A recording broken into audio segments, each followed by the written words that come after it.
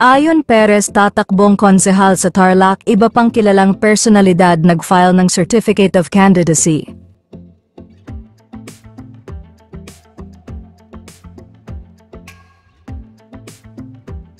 Tatakbong municipal councilor sa Concepcion, Tarlac ang asawa ni Vice Ganda na si Ayon Perez para sa taong 2025.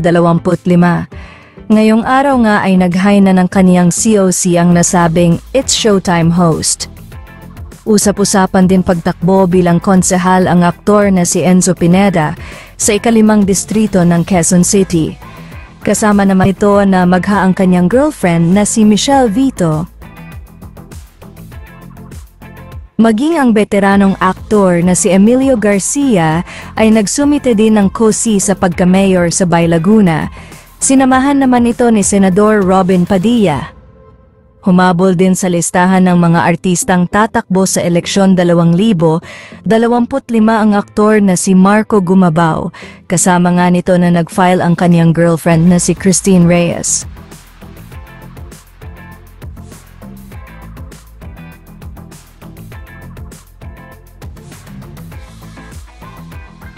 Habang ang social media personality naman na si Rosmar ay muling tumakbo sa pagkakonsehala naman ng unang distrito ng Maynila. Samantala, hiling naman ng netizens sa pagtakbo na ito ng mga kilalang personalidad ngayong eleksyon na sana ay mapaglingkudan nila ng maayos ang kanilang mga bayan kung sakaling sila ang manalo ngayong darating na halalan.